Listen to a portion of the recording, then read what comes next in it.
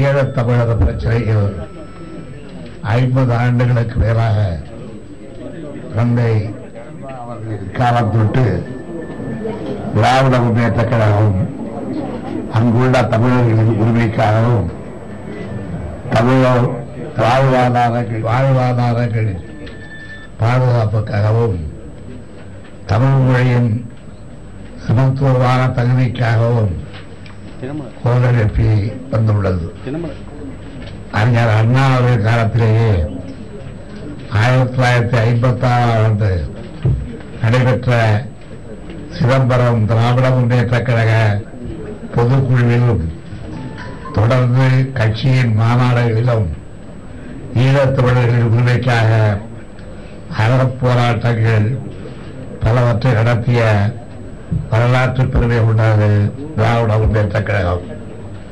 தந்தை செல்வா அவர்கள் காலத்தில் ஈழத் தமிழர்களுக்காக அமைதியான முறையில் தொடங்கிய எழுச்சியையும் ஈழத்தமிழ் சமுதாய புரட்சியையும் ஆயுத பலம் கொண்டு அரசின் அதிகார வலிமையை கண்டு சிங்கள இளைஞர்களின் ஆதிக்கத்தை நிலைநாட்டலாம் என்று கருதி செயல்பட்ட சிங்கள பேரினவாத அரசாங்கத்தின் கொடுமைகளையும் அங்கு வாழும் தமிழர்களின் கலை கலாச்சாரங்கள் போன்றவைகளை அழித்தொழிக்க முனைந்து வன்முறை வெளியாட்டங்களை நடத்திய சிங்கள வெளியர்களுக்கு எதிராக கிளம்பிய விடுதலை புலிகள் மற்றும் விடுதலை போராளிகள் அந்த மண்ணில் அடுத்தடுத்த நடந்த போரில் பலியானார்கள் என்றாலும் கூட அங்கே குளிர்ந்து விட்டிருந்த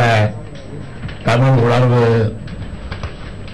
மங்கி போகவில்லை என்பதற்கு உதாரணமாக வரலாற்றில் பதிந்துள்ள பல நிகழ்ச்சிகளை கோடிட்டு காட்ட முடியும். தமிழ் இளைஞர்களும் வாலிபர்களும் தங்கள் இனம் வாழ மொழி வாழ நடத்திய வீரமர போராட்டங்கள் கூட தமிழ் உணர்வத்தவர்களால் எள்ளி நகையாடப்பட்டாலும் அவைகளையெல்லாம் மீறி நமது குறிக்கோளில் வெற்றியே முக்கியம் என்ற கொள்கை உறுதியோடு ஈழப்போரில் வாழ்ந்து வழிந்த போராளிகளுக்கும் அவர்கள் குடும்பத்தாருக்கும் வீர வணக்கத்தை தெரிவித்துக் கொள்கிற சூழலில் அவர்கள் காலடி மண்ணெடுத்து அதை திலகமாக இட்டுக் கொண்டு அந்த திலகத்தின் சாட்சியாக தமிழீழத்தில் சிங்கள பேரினவாதிகளால் நடத்தப்பட்ட அதிலும் குறிப்பாக ராஜவம்சி அரசின் போர்க்குற்றங்கள் அறிந்த இருகரத்துக்கு இடமில்லாத வகையில் இனப்படுகொலையை நடத்தப்பட்டு உலக அரங்கில் உள்ள நாடுகளின் வாதத்துக்கு உரியாகிவிட்ட இந்த சூழலில் உலகில் மிகப்பெரிய ஜனநாயக நாடு என்று மாதத்திற்கு உள்ள இந்திய திருநாடு இந்த பிரச்சனையின் ஆழத்தை உணராமல் விளைவுகளை கருதாமல் ஒதுங்கி இருப்பதோ அல்லது எதிர்வரை கருத்துரைப்பதோ இந்தியாவில் காந்தியடிகளும் இலங்கையில் தந்தை செல்வநாயகவன் சுதந்திர போராட்டத்துக்கு தேர்ந்தெடுத்த நடத்திய அறவழிகளை அறவே மூழ்குவதற்கான ஜனநாயக விரோத செயல்களாகும். இவைகளையெல்லாம் ஐநா மன்றத்திலும் ஐநா மனித உரிமைகள் ஆணையத்திலும் நீதிநிலையோடு ஆய்ந்து பார்த்து அனைத்து நாட்டு மக்களின் இதயத்தையும் புரிய வைக்க முடிவுகளை மேற்கொள்வார்கள் என்று எதிர்பார்த்தோம். ஆனால் அதற்கு மாறாக இழப்பின் உச்சத்திற்கே தள்ளப்பட்ட இலங்கையும் அந்த இலங்கையின் தொப்புக்குடி உறவு கொண்ட தமிழகம் இடம்பெற்றுள்ள இந்தியாவில் இந்த ஜனநாயக வளர்ச்சியாளருக்கு கருதுவதை திறந்துவிட்டிருப்பதை உள்ள எந்த ஒரு தமிழகம் ஏற்றுக்கொள்ள இயலாது. எனவே குதிரை குப்புறப்பெழுதியது அல்லாமல் குழியும் பறித்த கதையாக அமெரிக்காவின் அறிவு தீர்மானத்தை பெருமளவுக்கு நீர்த்து போகவிட்டதோடு திராவிட முன்னேற்ற கழக முன்வைந்த திருத்தங்கள் இவற்றையும் இந்திய அரசு ஒரு சிறிதும் பரிசீலனை செய்யவில்லை.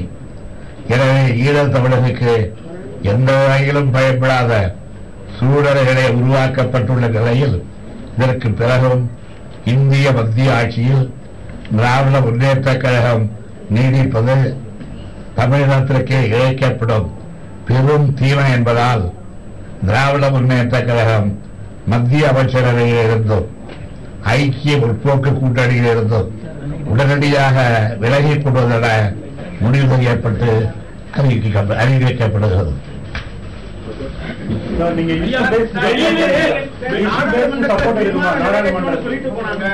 எனக்கு ஒத்த கேட்டுக்கல. நாடாளுமன்றத்துக்கு இஷ்யூ பேஸ்ட் சப்போர்ட்டாக இருக்குமா டிஎம்கே இஷ்யூ பேஸ்ட் சப்போர்ட் கொடுப்பீங்களா யூபிஆர்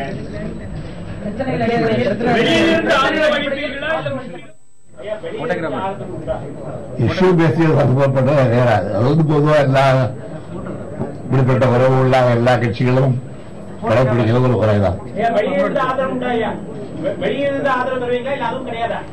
எதுவும் கிடையாது. முன்னாடி நீங்க சொன்ன கம்யூனல் போர்சஸ் அதை வெளியே வைக்கிறதுக்காக தான் நீங்க வந்து சப்போர்ட் பண்ணாம இருக்கிறீங்க சொல்றீங்க. இப்ப எடுத்த டெசிஷன் எதுக்காக? இப்ப வந்து கம்யூனல் போர்சஸ் வரதுக்கு வாய்ப்பு அதுக்கு நான் பொறுப்பல்ல. ஐயா, நேற்றைய தினம் உங்களை சந்தித்து போன பிறகு மத்திய அரசிடமிருந்து உங்களுக்கு ஏதாவது தகவல் வந்ததா? யாரும் தொடர்பு கொண்டு பேசினாங்களா? பத்திரிகை என்ற செய்தியில் தான் தகவல்.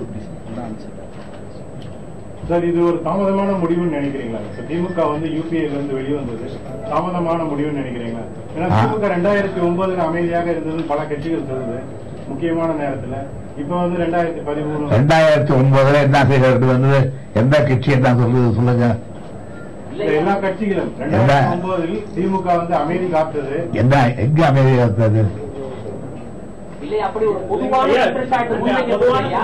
2009ஆம் ஆண்டு இந்த முடிவை திமுக எடுத்துக்கணும்ன்ற மாதிரியான ஒரு பொதுவான குற்றச்சாட்டு முன்வைக்கப்படுதையா? அந்த வகையில இப்ப நீங்க எடுத்த முடிவுன்றது ஒரு தாமதமான முடிவு நீங்க கருதுறீங்க? பொதுவான நல்ல சொல்லல, பொதுவானது என்பது நல்ல சொல்லல்ல. பொதுமகளில் என்பது போல ஒரு விகாரமான சொல். அடுத்த கட்டமான எசோவினுடைய செயல்பாடு என்னையா? செயல்பாடு எப்படி இருக்கும் ஐயா? அடுத்த கட்டமா என்ன பண்ண போறீங்க? செயல்பாடு ஏற்கனவே தொடர்ந்த செயல்பாடுகள் மேலும் தொடரும்.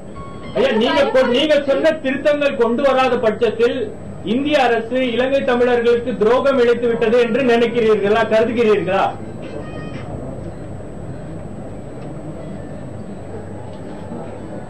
ஐநா மன்றமே அப்படி எடுத்து விட்டதோ என்று கருதுகிறேன். இந்திய அரசாங்கமும் இன்க்ளூடிங் இந்திய அரசாங்கம். ஐயா, அதே வேளையில 2009ஆம் ஆண்டு நடந்த அந்த இறுதி யுத்தத்தின் போது இந்திய அரசாங்கம் இலங்கை அரசுக்கு பல்வேறு வகையில உதவி செஞ்சதாக கூட ஒரு கருத்து இருக்கு. இந்த கருத்தை நீங்க எப்படி பாக்குறீங்க ஐயா? இந்த தருணத்தில் எப்படி பாக்குறீங்க? அது உண்மையாக இருந்தால் எதிர்காலத்தில் விசாரிக்கப்பட வேண்டிய அது ஒன்று. அந்த வகையில இந்த போர்க்குற்றம் என்பது இந்திய அரசும் சேர்ந்து புரிந்த ஒரு போர்க்குற்றம் நீங்க கருத முடியுமா? அது உண்மையாக இருக்கும் பட்சத்தில், அந்த விஷயம் உண்மையாக இருக்கும் பட்சத்தில் 2009ஆம் ஆண்டு நடந்த அந்த போர் அது உண்மையாக இருக்கும் பட்சத்தில் தான் முதல்ல உண்மையாக இருக்கும். பார்லிமெண்ட்ல வார ரெசல்யூஷன் எடுத்து வந்தாங்கன்னா திருப்பி கன்சிடர் பண்றதுக்கு வாய்ப்பு இருக்குதா? எந்த ரெசல்யூஷன்? இந்த நீங்க சொன்ன நேற்று வந்து நீங்க நேற்று கொடுத்த டிமாண்ட்ஸ் வந்து பார்லிமெண்ட்ல ரெசல்யூஷன் பண்ணாங்களா? நீங்க ரீகன்சிடர் பண்றதுக்கு வாய்ப்பு இருக்குதா? என்ன கேள்வி இது?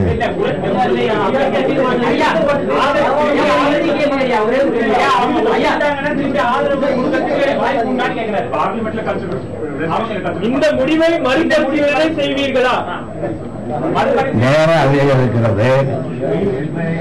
இன்று மாலை வரையில நேரம் இருக்கிறது, நாளைக்கும் இருக்கிறது, 21ஆம் தேதிக்கு முன்பும் இருக்கிறது.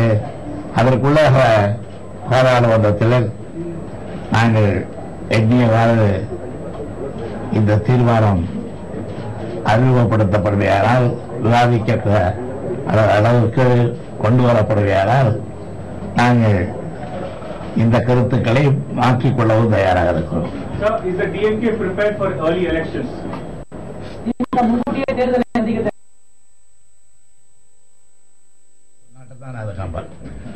அமைச்சர்கள் எப்ப ராஜினாமா கடிதத்தை கொடுக்க போறாங்க? எப்ப அமைச்சர்கள் ராஜினாமா கடிதத்தை கொண்டு போய் கொடுக்க போறாங்க? இன்று அல்லது நாளை.